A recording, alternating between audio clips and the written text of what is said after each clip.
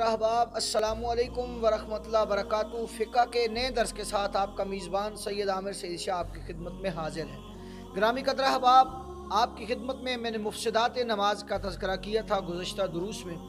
आज हम उन चीज़ों का तज़किरा करेंगे जिनसे नमाज नहीं टूटती।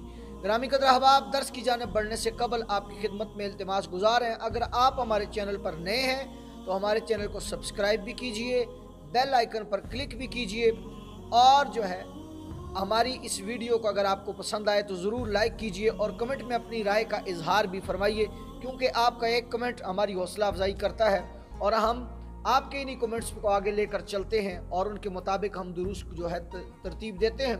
ग्रामी कदर अहबाब, आज का दर्स है कि ऐसी अशिया, ऐसी चीज़ें, ऐसे उमूर, ऐसे अफ़ाल जिनसे नमाज फासिद नहीं होती। ग्रामी कदर अहबाब, याद रखें, पहली चीज़ है, नमाजी ने दौरान नमाज किसी तहरीर की तरफ देख लिया और उसे समझ लिया।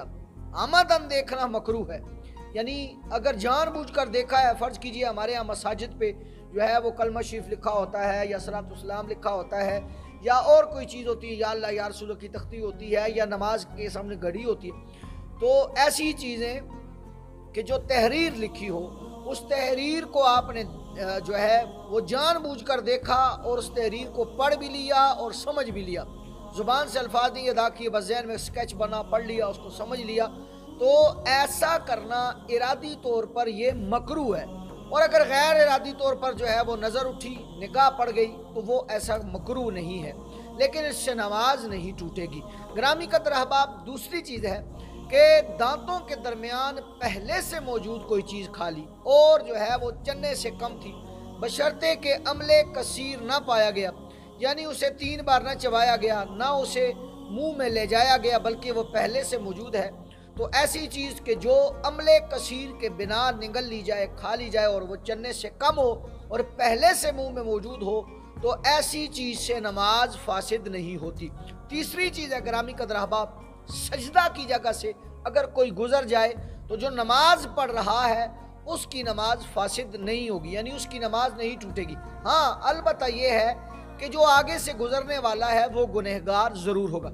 इसमें ग्रामी कदर अहबाब एक मसला ये भी समाअत फरमा लीजिए, हमारे यहाँ अक्सर लोग मसाजिद में जब जमात के बाद सुनन या फ़राइज़ वाजिबात वगैरह अदा करते हैं या नवाफिल अदा करते हैं, तो वो ऐन मस्जिद के बीचों बीच रस्ते में खड़े हो जाते हैं जहाँ से नमाजी गुजरते हैं। अगर कोई शख्स बेध्यानी में गुजर गया और इस बंदे को पहले से पता है कि ये गुजरगाह है, तो अब जो है वो गुजरने वाला गुनहगार होगा या नहीं, ये एक अलग मसला है। लेकिन जो शख्स उस रास्ते में जानबूझकर खड़ा हुआ, ये जानते हुए कि ये रास्ता है, यहीं से लोग गुजर के जो है वो आगे से जाएंगे, तो ऐसे शख्स को जो है उस जगह खड़ा होने से रोका गया है।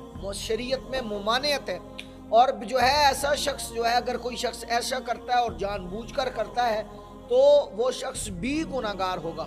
और नमाजी से आगे के गुजरने का, जो शख्स नमाजी के आगे से गुजरता है, हुजूर के फरामीन की रोशनी में, फ़ुक़हा व अइम्मा इकराम के फरामीन की रोशनी में हुक्म यह है कि कोई शख्स अगर उसको इल्म हो जाए कि नमाजी के आगे से गुजरने का गुनाह कितना है, एक रिवायत में 40 साल, एक रिवायत में 70 साल तक वो खड़ा रहे लेकिन नमाजी के आगे से ना गुजरे। तो ग्रामी कदर अहबाब, ये 3 चीज़ें मैंने आपकी खिदमत में पेश की। एक, निगाह का गैर इरादी तौर पर उठ जाना, इससे नमाज नहीं टूटती।